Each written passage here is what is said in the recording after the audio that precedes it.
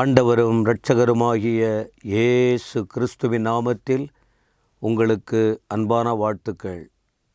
Grace தொலைக்காட்சியின் வாயிலாய் பேசப்படுகிற இயேசுவோடு பேசுவோம் வாருங்கள் என்ற இந்த செய்திகள் அநேகருடைய வாழ்க்கையில் ஆசீர்வாதம் விளம்பரப்படுத்துவது எங்கள் நோக்கமல்ல.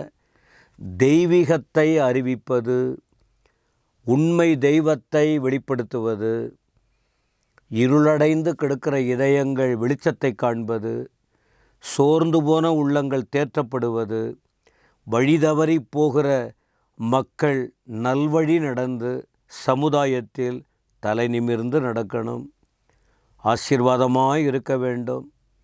மற்றவர்களுக்கு முன்னால் எந்த விதத்திலும் தள்ளப்பட்டவர்களாய் போய்விடக்கூடாது என்ற நிலையில் இதற்கு வழிகாட்டி உயர்த்தி தலையை நிமிர்த்தி ஆசிர்வதிக்கிற ஆண்டவர், அந்த வழியை அவரை தான் உங்களுக்கு அறிவித்து கொண்டிருக்கிறோம்.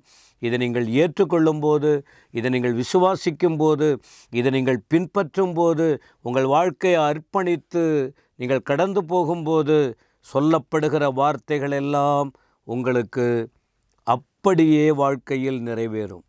அவர் சொல்ல ஆகும், அவர் கட்டளையிட நிற்கும் என்ற வார்த்தையின் அடிப்படையில் தொடர்ச்சியாய் 4 செய்திகளை ஏற்கனவே வேறு வேறு வித்தியாசமான வார்த்தைகளை வைத்து உங்களுக்கு சொல்லியிருக்கிறோம்.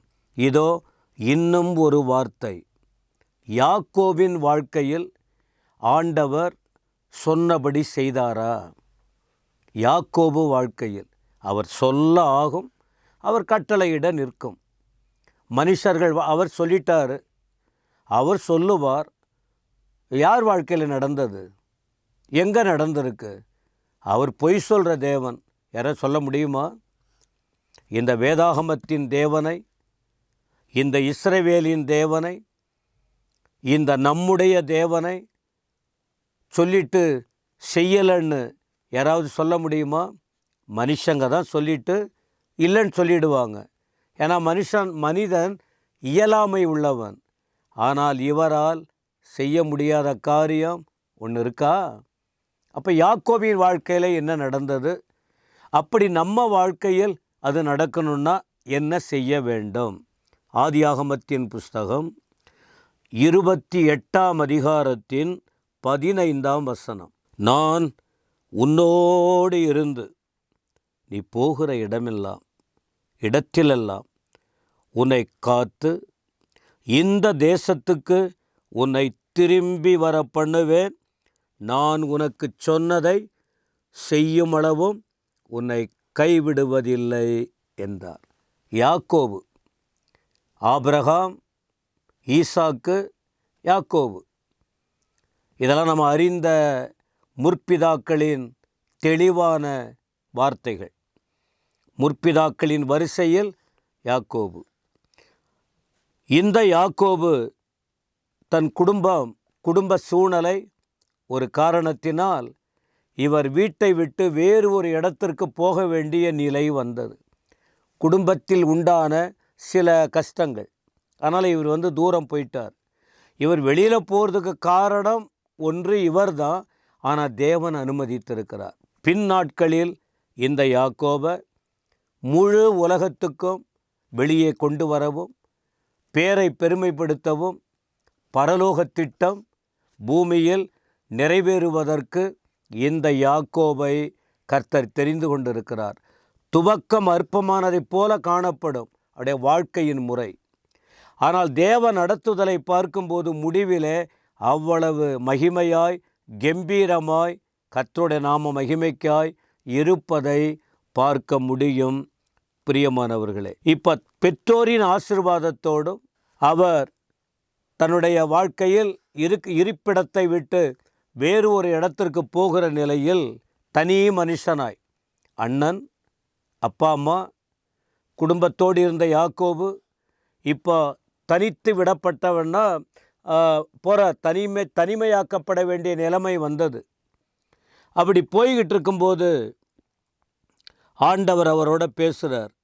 ஒரு தரிசனம் பார்க்கிறார். தனிமையின் நேரத்தில் ஆண்டவர் பேசுகிறார்.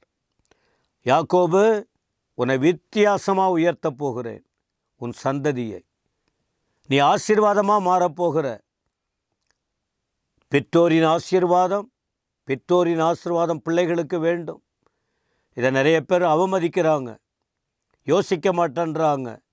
இப்போ தெரியாது, பின் நாட்களில் தான் தெரியும். உங்களை பெற்றெடுத்த தாய் தகப்பனுடைய ஆசீர்வாதம் உங்களுக்கு வேணும்.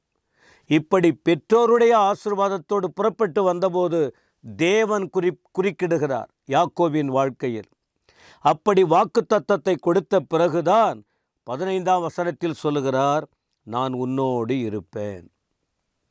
நீ இப்போ புறப்பட்டு போகிற, கண்காணாத இடத்துக்கு போகிறாய், பழக்கமில்லாத இடத்துக்கு போகிற, உனக்கு முன்ன பின்ன அந்த இடம் தெரியாது. ஆனால் நம்பிக்கையோடு புறப்பட்டு போகிற, நான் உன்னை சந்தித்தேன்ல, உன்னோடு நான் இருப்பேன்.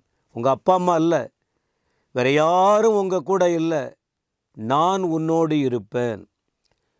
நீ எங்கெல்லாம் போனாலும் உன்னை பாதுகாப்பேன். அப்போ எங்கே போகிறாரு யாக்கோபு? போகிறது சரியான இடத்துக்கு போகிறார், சரியான வழிக்கு போகிறார், தவறான வழிக்கு போகலை.